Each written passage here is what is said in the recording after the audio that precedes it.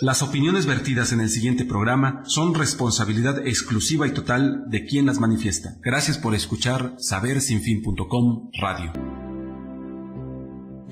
Hola, ¿qué tal? Estamos de regreso en este su programa Saber Sin Fin. Jonathan Mendoza en los controles. Le agradezco como siempre a usted que nos está siguiendo en vivo. Habrá visto que hemos hecho un recorrido muy rápido sobre algunas de las notas principales publicadas en algunos de los diarios de circulación nacional aquí en México. Para usted que nos sintoniza en forma diferida, le comento que en este momento estamos conversando, vamos a iniciar una conversación con José Gabriel Ávila Rivera. Como siempre, muy atento a que todos los martes abordemos temas de interés. Bueno, ¿cómo estás, José Gabriel Ávila Rivera? Un poquito, sí, se te ve bien. Hace 8 días tenías una cara más de enfermo. Ya estamos bien. José Gabriel Ávila, hace un momento veíamos, platicábamos, conversábamos y me interesa tu opinión. Tú como médico te enfrentas a situaciones diversas, enfermedades, algunas raras, algunas más conocidas que otras, en fin.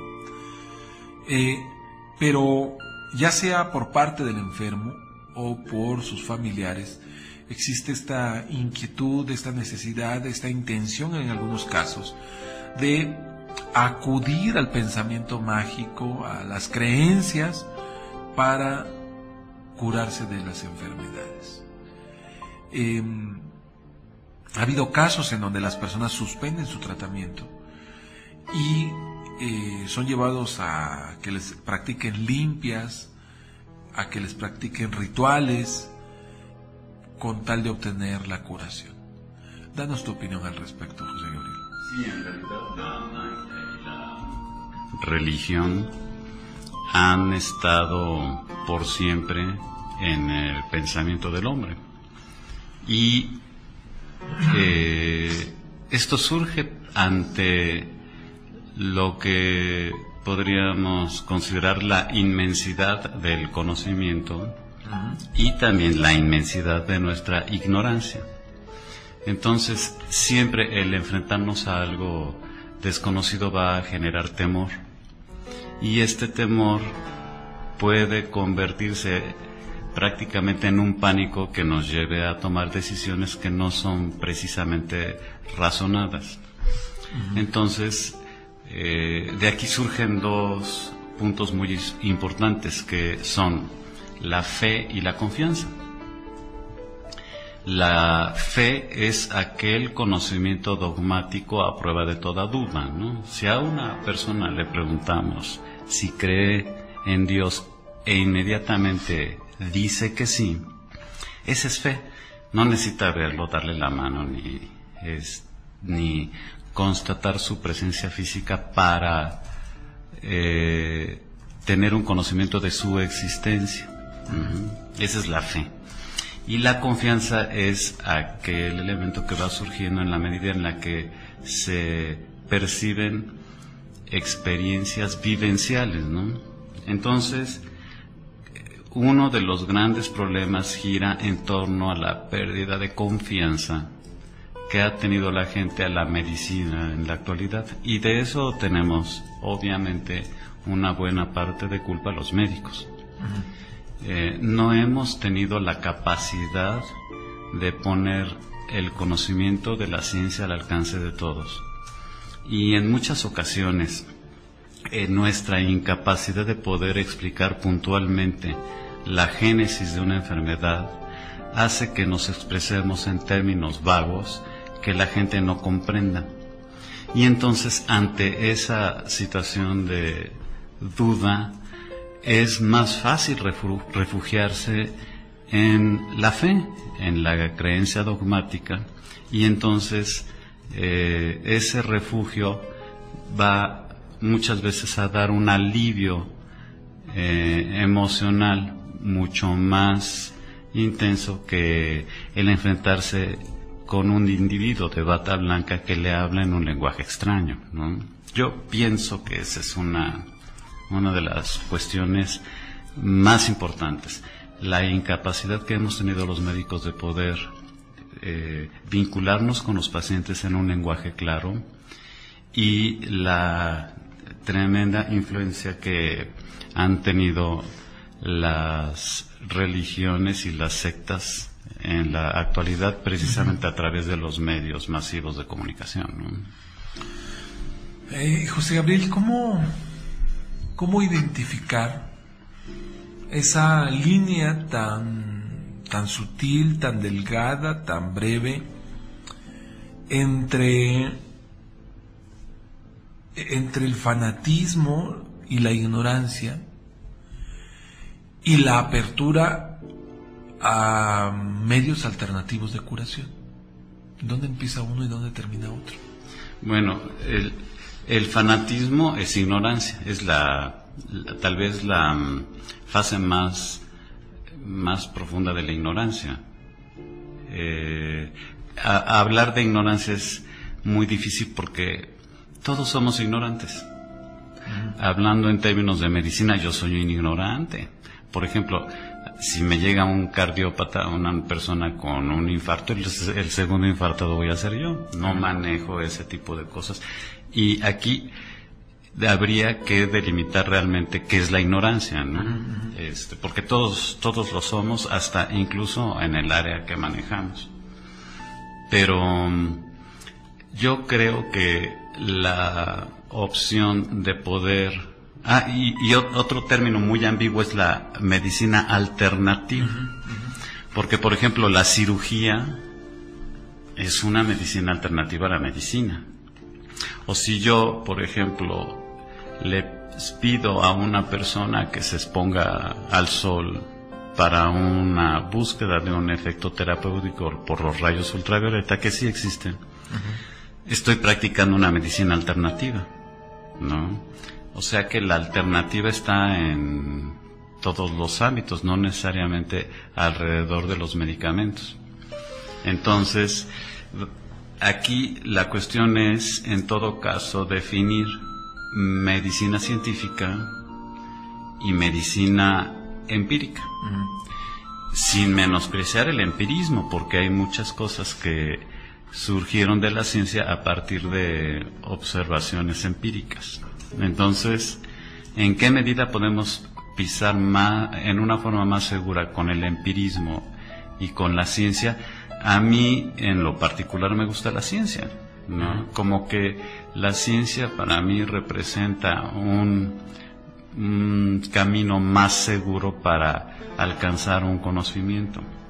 En cambio, el empirismo como que me puede conducir a una serie de decisiones que, si no en todas las ocasiones, sí me da una probabilidad más alta de incurrir en el error que en el acierto, ¿no? Entonces, el problema es que no le tenemos confianza a la ciencia. Pero, ¿estás de acuerdo que la ciencia es tan limitada que por eso tenemos avances precisamente de carácter científico? Que sí. Un nuevo descubrimiento denota que lo que sabíamos hasta antes de que se diera ese descubrimiento era parcial, limitado y algunas veces erróneo. Sí, lo que la diferencia la marca el proceso en el que la ciencia tiene la capacidad de corregirse a sí misma, y de que una falla en un conocimiento o un hallazgo no esperado es un éxito científico. En cambio, hablando en términos del empirismo, no. O sea, el empirismo no siempre se autocorrige a sí mismo, ¿no? El empirismo, si en un momento dado no da un resultado adecuado, ahí se detiene, ¿no? Dicen, si no, es mencionado, ¿no? Si se curó, lo curó la Virgen. Si se murió, pues fue culpa del médico, ¿no? Entonces, ese es uno de los grandes problemas, que no se ha podido definir y no se ha podido brindar al alcance de todos el conocimiento científico y esa posibilidad de autocorrección. ¿No? Tendríamos que aprender a diferenciar en qué casos sí y en qué casos no. Es decir, hay el carácter positivo, el sonreír, el tener un pensamiento positivo, ayuda. Sí, por supuesto. Y ahorita nos explicarás de qué medida ayuda. Pero difícilmente vamos a curar, por ejemplo, un cáncer, pues con el pensamiento positivo o con el optimismo que tengamos uno frente a la enfermedad. Uh-huh. Es decir, tiene sus limitantes, ¿no? Sí, aunque esto también se da en función de una serie de elementos que se llaman neurotransmisores. En la parte central del cerebro tenemos dos glándulas que se llaman hipófisis e hipotálamo. Y estas glándulas producen una serie de hormonas. Una de las más importantes es una que se llama hormona estimulante de corticotropina, que ese es algo bien interesante, porque hablando en términos de lenguaje, la medicina tiene ciertas relaciones que la hacen comprensible. Entonces, si una parte del cerebro produce hormona estimulante de corticotropina, esta va a generar también la estimulación de una hormona que se llama adrenocorticotrópica. Adreno se refiere a las glándulas que están arriba de los riñones, que son las glándulas suprarrenales o adrenales, ¿no? Entonces, es la hormona estimulante de corticotropina que estimula la hormona adrenocorticotrópica, que tiene la capacidad de estimular la producción de una hormona en la corteza de la glándula suprarrenal. Esta hormona se llama cortisol. Pero entonces ahí se establece muy claramente el lenguaje, ¿no? Hormona estimulante de corticotropina, que estimula la hormona adrenocorticotrópica, que estimula el cortisol en la corteza de la glándula suprarrenal. A ver si no estoy enredándolos mucho. Pero puedes explicárnoslos de aumentan los niveles de cortisol. De ahí viene una palabra que ha sido muy temida, que se llama hidrocortisona o cortisona.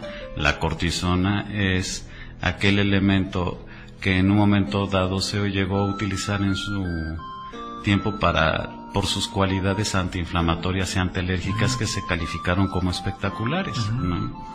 Y este cortisol, al aumentar sus niveles, inhibe la hormona estimulante de corticotropina. Entonces disminuye la hormona adrenocorticotrópica y disminuye el cortisol, estableciendo un equilibrio. El cortisol tiene muchas cualidades de control de la inflamación y tiene una gran cantidad de funciones, ¿no? Pero aquí, por ejemplo, cuando uno tiene un impacto emocional intenso, se produce bruscamente la hormona estimulante de corticotropina, de ahí se estimula la hormona adrenocorticotrópica y aumentan los niveles de cortisol. Eso nos pone nuestros sentidos en alerta, hace que sintamos un vacío en la parte abdominal por el secuestro de sangre a los músculos y ponernos en tensión. En fin, se desencadenan una serie de elementos que nos ponen en alerta para poder enfrentarnos a situaciones de peligro y mantener nuestra supervivencia. Pero ya que sucedió eso, ya que pasó, bajan bruscamente los niveles de cortisol, bajan los niveles de hormona estimulante de corticotropina, y entonces eso nos hace experimentar una sensación de desgaste, nos da sueño, tenemos cansancio. O sea, después de una impresión muy brusca, tenemos una clara sensación agotado y con ganas de buscar recostarse incluso, ¿no? Pero eso es cuando hablamos de una tensión brusca. Sin embargo, hablar en términos de tensión emocional constante, lo que normalmente denominamos estrés, implica que se mantengan por periodos prolongados niveles elevados de cortisol y niveles elevados de hormona estimulante de corticotropina, y eso tiene un impacto sobre el sistema inmunológico. Teniendo una inmunodepresión y en ese estado de tensión bajan las capacidades de defensa de nuestro organismo, y entonces nos enfrentamos a una gran cantidad de elementos que nos ponen en un estado vulnerable. Y eso sucede desde el punto de vista médico. Alguna vez leí, una doctora que se apellida Sternberg lo describe en una forma bastante simple. Lo cierto es que tensiones emocionales están íntimamente involucradas en una inmunodepresión, y un estado emocional estable o de alegría nos mantiene en un estado inmunológico que se puede denominar estable. Por ejemplo, yo tengo 10 días de catarro, pero también he estado sometido a una cantidad de tensiones impresionantes. No he podido ni revisar mi correo electrónico. O sea, he estado impresionantemente. Y eso hace que disminuya tu capacidad de defensa. Y eso mantiene un proceso infeccioso por un Es decir, periodo haciendo más. un resumen de los 3 últimos minutos que nos explicaste, implica que si estás sometido a cuestiones de estrés, disminuyen tu capacidad para responder. Y eso está demostrado científicamente. Y en sentido contrario, tu estado de descanso, reposo, alegría, actitud positiva frente a la vida, eleva tu capacidad de respuesta y de defensa, pero no necesariamente implica que esta actitud positiva por sí sola curará, por ejemplo, una enfermedad. Pero sí puede mantenernos alejados de la enfermedad. O sea, personas que en un momento dado mantienen actitudes positivas y que no tengan tensión emocional tienen menos riesgo de enfermarse que aquellas personas que estamos manejando altos niveles de tensión. Pero entonces, aquí, ¿cómo poder en un momento dado mantenernos en un estado sin tensión en el medio urbano, por ejemplo, cuando cruzar las calles llega a ser extremadamente peligroso, ¿no? Claro. Es muy difícil. Es muy difícil. Regresando a esto de la sustitución de los tratamientos por curas milagrosas. O sea, hablamos entonces de que una actitud positiva, ya estando la enfermedad, difícilmente va a tener un efecto curativo como tal. O sea, coadyuva con tu puede tratamiento. ayudar, pero no es una cosa determinante. Por otro lado, José Gabriel, tenemos los tratamientos, cuando decía yo alternativos, bueno, lo ubicaré más a la herbolaria, a los test, etcétera, como una forma de curación para algunas enfermedades. ¿Cuáles son los alcances y las limitaciones de esto? Los alcances son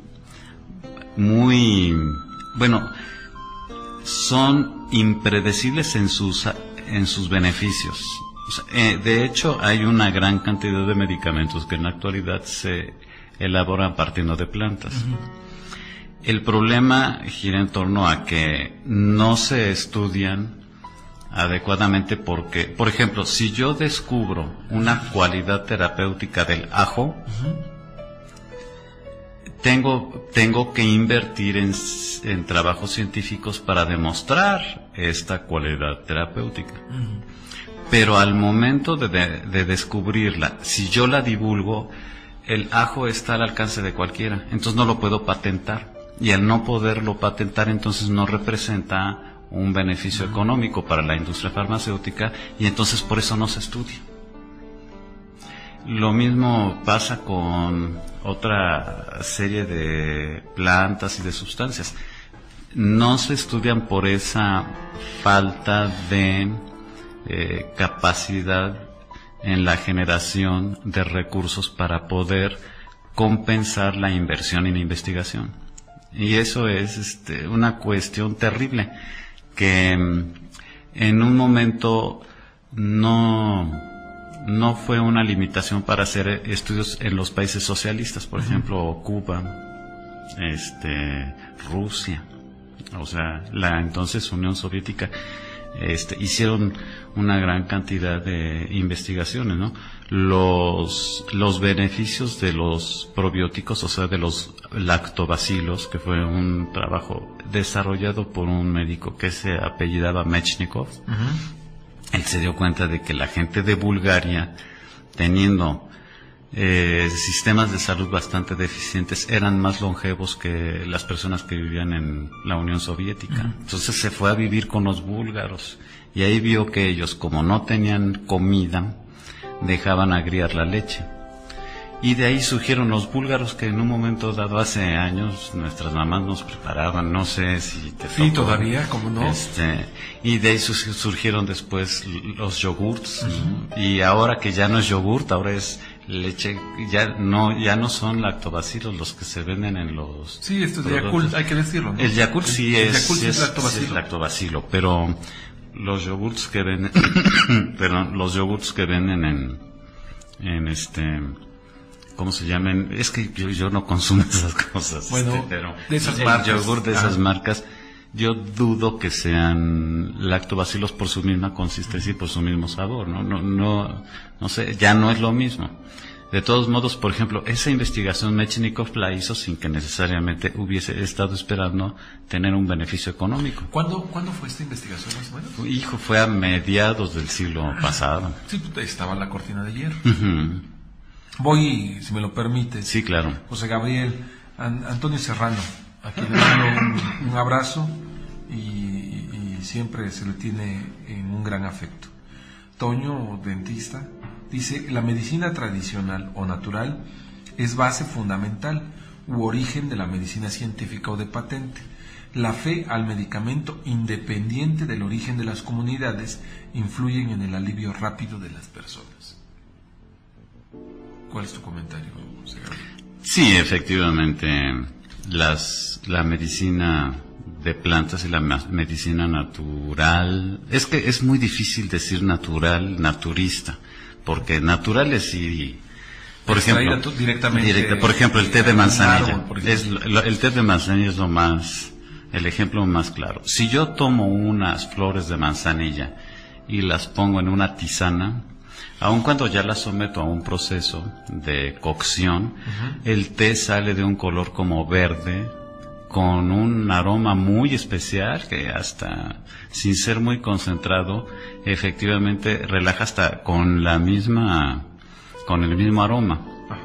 Pero cuando ya se pone en bolsitas secas, sale un té amarillo que incluso pierde una buena cantidad de su aroma. Pero entonces el efecto terapéutico de la manzanilla se da precisamente cuando se toma en hojas frescas o en flores frescas. Aquí la cuestión es quién se pone a sembrar manzanilla en su jardín o quién se va al mercado a comprar la manzanilla fresca. Es más práctico ir a la tiendita y comprar la bolsita, aunque no tenga esas cualidades. Esas cualidades que o sea, son una serie de cosas que deben probarse científicamente, pero no se va a hacer investigación porque eso no representa un beneficio, porque está al alcance de todos. Ahora, estamos hablando de vías de medicación, de curación, que de alguna manera están probadas por el uso directo, por los beneficios directos de los tés, las plantas. Sí, por ejemplo, aquí en México hay una planta que se conoce como pericón, que se la ponen al elote para que tenga un sabor muy especial y un color amarillento. Un grupo de investigadores alemanes vio que tenía un efecto que podía calificarse como antidepresivo, se lo llevaron a Alemania, se llevaron la planta alemana, la desmenuzaron en todos sus principios activos y se dieron cuenta de que el beneficio antidepresivo se alcanzaba con la planta o la semilla sola en su conjunto. Y ahora se llevan la planta, la tabletan y nos la regresan ya con tabletas y estandarizada y a un precio exorbitantemente caro, ¿no? La planta se llama Hipericum perforatum porque la hoja, al momento de ponerla a la luz, tiene como puntitos en la periferia. Ahí se corrobora lo que está diciendo Antonio Serrano, ¿no? O sea, este es un ejemplo claro de cómo una planta puede tener un beneficio terapéutico muy especial, porque no genera todos los efectos secundarios de los antidepresivos de patente. Hay una situación distinta. aunque está relacionado con esto que venimos hablando. Pero cuando la creencia religiosa se interpone en el tratamiento, con las personas que no aceptan que les, ¿cómo se llama?, le transfundan sangre de otra persona, o bien que no permitan que le operen o que le trasplanten un órgano de otra persona, en fin. Y entonces la creencia religiosa se interpone en la salud de la persona. Sí, efectivamente. Vaya, hay muchas cosas. Obviamente yo no estoy en contra yo estoy en contra de esas ideas en las cuales se prohíban prácticas como la transfusión, ¿no? Pero por ejemplo, apenas revisaba el accidente que tuvo bueno, no fue accidente, cuando lo topó el toro, Manolete le lesionó la arteria femoral y lo trataron bien en la enfermería de la plaza. El caso es que cuando llegó al hospital se murió, y hay quienes plantean que se murió precisamente por una reacción que tuvo a una transfusión, ¿no? O sea, las transfusiones tienen potencialmente sus riesgos y sus efectos secundarios, pero obviamente han salvado más vidas que lo que en un momento dado han representado como accidentes y pérdidas de vida. Aquí lo que sucede es que no hay un fundamento para poder prohibir las transfusiones, ya que hay quienes lo plantean. No sé exactamente, pero parece que por un pasaje bíblico prohíben la transfusión.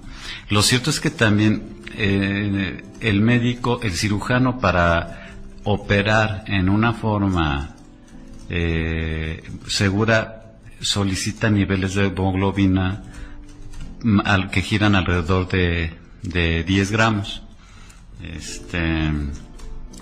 Y hay técnicas quirúrgicas en las que se puede evitar un sangrado importante, y entonces llegan a operar hasta con 8, o sea, con valores muy por debajo de lo que solicitan o piden los estándares en la actualidad, ¿no? Y esa es también una de las cosas, en qué medida se puede disminuir. Yo creo que no debe uno cerrarse a la cuestión de la transfusión, pero sí se debe de plantear el disminuir los procesos de transfusión lo más que se pueda, ¿no? Muy bien. Estamos conversando con José Gabriel Ávila Rivera, médico de profesión, investigador de vocación y ocupación. Envío saludos a Paul Arvizu Serapio, él en la Normal Federalizada, siempre trabajando y haciendo una labor muy interesante. A nuestro amigo, gestor de saberes colectivos, director del CDIM y de Saberes Sin Fin Sureste, Luis Fernando Paredes Porras. Le mando un saludo, gracias por las observaciones con respecto al audio, siempre ayuda y monitoreo. Elda Ruiz Flores, como siempre, un abrazo y se le estima. A Cecilia Cordero, parte importante de Inteligencia Sexual de Saberes Sin Fin, un abrazo. Ceci. Agus Solano, uno de nuestros artistas de cabecera, muchas gracias por estarnos sintonizando. A la escuela Diesel, Rudolf Diesel, también un abrazo, gracias por estar pendientes de nosotros. Tu cierre breve pero sustancioso, José Gabriel, al respecto. Sí, muchas gracias. No nos podemos cerrar al conocimiento empírico, pero definitivamente necesitamos tener como guía el conocimiento científico que ayude a conducirnos con mayor seguridad y buscar la cuestión de curación a través de las dos cosas, ¿no? A través de la ciencia y a través de la entrecomillada espiritualidad, ¿no? Bueno, pues nos quedamos con esas reflexiones. Les deseamos que tengan un excelente día. Gracias como siempre por estar con nosotros, y el último comentario de Antonio Serrano. Gracias por compartir mi opinión. Ciertamente la investigación de nuevos medicamentos, la depuración de ellos y la comprobación de efectividad de los mismos hacen más certero el alivio de las enfermedades y por ello se ha aceptado más la medicina de patente. Muchas gracias. Nos estamos escuchando, viendo mañana en punto de las 8 de la mañana. Abel Pérez Rojas les recuerda que el que ama cuando muere solamente para evolucionar. Nos escuchamos. Muchas gracias.